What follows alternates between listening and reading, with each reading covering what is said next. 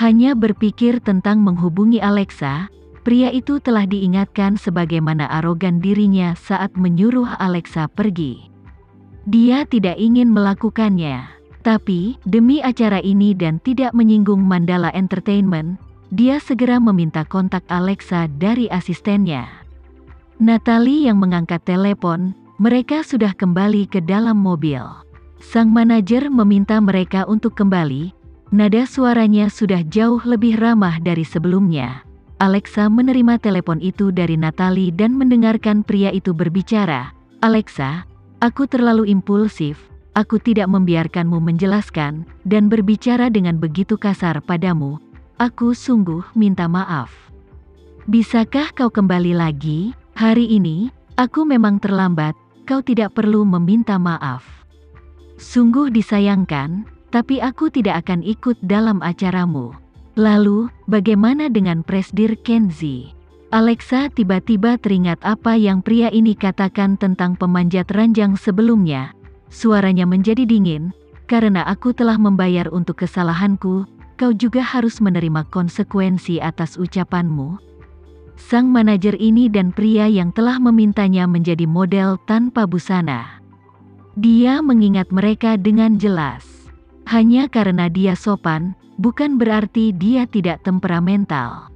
Sejak insiden pemanjat ranjang itu telah berbalik, ini juga saat yang tepat baginya untuk menyerang balik. Siren masih tetap tersembunyi sampai sekarang, sementara Mike masih bersembunyi di luar negeri, tidak ada yang tahu di mana mereka berada. Tapi, itu tidak berarti Alexa tidak bisa melakukan apa-apa terhadap mereka. Dia belum benar-benar menyingkirkan dirinya dari kata-kata pemanjat ranjang. "Alexa, semua majalah dan endorsement sudah dapat dihubungi kembali. Bagaimana menurutmu?" Natalie bertanya saat dia melihat email Alexa. "Balas mereka dan katakan pada mereka bahwa aku butuh waktu untuk beristirahat, aku tidak akan mengambil pekerjaan apapun." Kenzie mengatakan Dirgantara Entertainment akan mengadakan audisi dalam beberapa hari ke depan. "Aku ingin mempersiapkan diriku.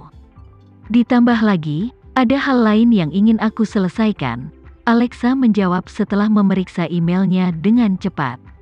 Natalie menatap lurus ke mata Alexa. Meskipun, seperti biasa, dia tetap tidak dapat sepenuhnya mengerti Alexa. Setelah bertahun-tahun mereka bekerja bersama, dia dapat menebak secara kasar atas apa yang Alexa pikirkan. "Maksudmu Siren? Wanita itu tampaknya telah menjadi debu. Jika kita ingin tahu di mana dia, itu tidaklah sulit. Lagi pula, asistennya sudah menikah dan memiliki keluarga untuk diurus. Natalie, bantu aku mencarinya dan katakan padanya bahwa ada perusahaan besar yang ingin merekrutnya." "Kau adalah perusahaan besar itu kan?" Natalie menguji Alexa. Dia sama seperti Justin. Dia tidak dapat membuktikan bahwa aku tidak bersalah. Tapi, dia tidak bisa terus-terusan seperti ini. Dia tidak bisa melakukan apapun yang dia inginkan dan membuat masalah seperti yang dia inginkan. Alexa menjawab setelah berpikir sebentar. Meskipun nada suaranya cukup lembut, Natalie bisa merasakan kekejaman dalam ucapannya. Jika orang lain yang memfitnah Alexa, mungkin Alexa tidak akan mengambil cara ekstrim. Tapi, orang seperti Siren hanya terlihat menyedihkan di permukaannya saja. Pada kenyataannya, dia tidak layak untuk diberikan simpati. Melihat Alexa seperti ini, ada realisasi menakutkan yang tiba-tiba terlintas dalam benak Natalie. Setelah insiden pemanjat ranjang, Alexa menjadi jauh lebih kejam dan berpikiran jernih. Hanya dengan melihat bagaimana Alexa menggugat Sandiga Entertainment, sebagai contoh, orang normal akan bertarung dengan Sandiga Entertainment dan Justin sampai penghabisan. Setelah semua ini, Justin adalah pelaku utama. Sebaliknya, Alexa memilih untuk mengatakan pada mereka bahwa mereka tidak lagi saling berutang satu sama lainnya setelah nama Alexa telah dibersihkan oleh penyelenggara penghargaan model tahunan. Jika Alexa tidak mengejar Justin, warganet akan mengatakan bahwa Alexa masih merasa bersalah sehingga dia tidak cukup berani untuk menuntut Justin. Namun, jika dia mengejar Justin, dia akan kembali ditempatkan di bawah garis tembak. Setelah semua ini, hubungan dengan Justin sebelum ini belum dapat dihapus dari pikiran semua orang. Akibatnya, skandal akan muncul tentang Alexa begitu tidak tahu malu hingga beroposisi dengan mantan kekasihnya. Menggunakan pertarungan yang kuat hanya akan menarik reaksi kuat dan kemampuan internet akan membuat situasi menjadi lebih rumit.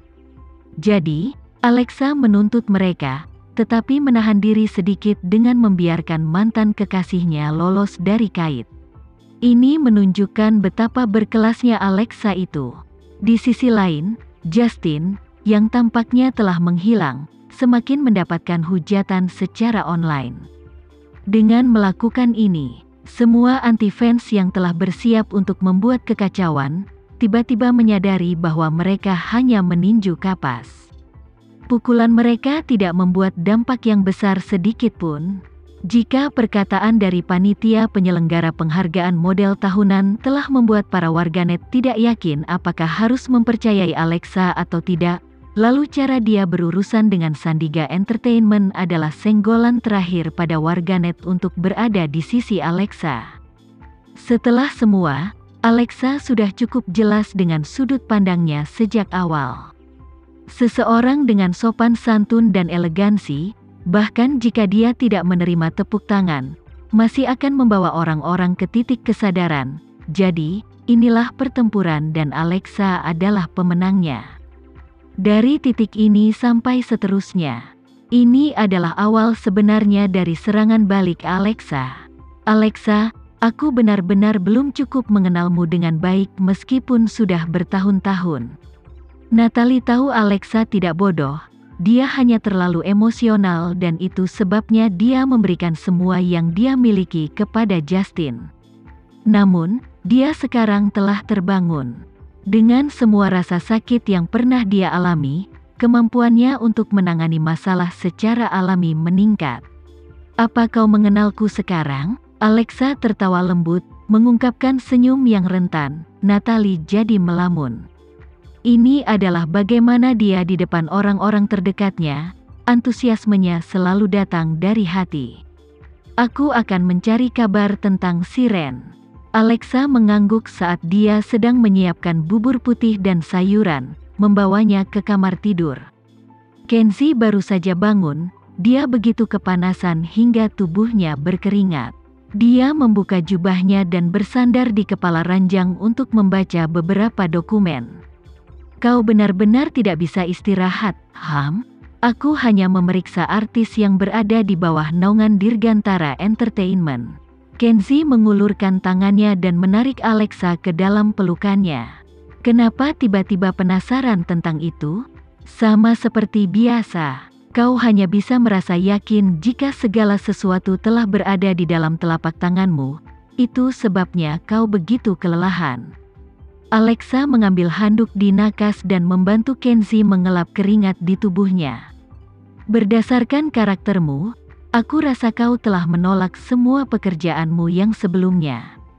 Setelah semua ini, dengan statusmu saat ini, kau tidak perlu kembali. Jika kau ingin pergi ke Dirgantara Entertainment, aku akan bersiap untuk berjaga-jaga. Ini tidak ada hubungannya dengan aku lelah atau tidak. Aku tidak ingin diriku stres karena orang lain.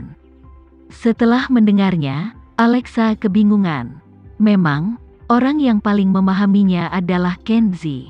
Meski dia tidak menyampaikan apapun kepadanya, Kenzie tahu tentang tujuannya. Bahkan Natalie yang telah bersamanya selama bertahun-tahun, begitu lambat dalam menyerapnya. Alexa menempatkan wajahnya yang lembut di dada Kenzie dan bergumam, "Dulu, apa karena ini hingga kau bisa menjadi CEO Mandala Entertainment? Dan ini adalah bagaimana caranya aku selalu lebih maju satu langkah. Itu sebabnya mereka bisa saling bersimpati satu sama lainnya, dan dapat saling memahami kesulitan dan cara kerja masing-masing. Bahkan jika Alexa menggunakan rencana kotor, Kenzi mengerti akan penderitaan kejam yang dia hadapi. Sayang, jika kau ingin membuatku berkeringat, kau tidak perlu menempel padaku seperti ini, ada cara lain. Kenzi awalnya merasa panas, tapi dengan tambahan dari istri kecilnya di lengannya, tubuhnya tidak bisa menolak untuk bereaksi.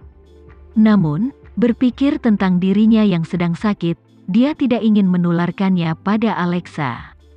Jadi, dia hanya mendorong Alexa dengan lembut.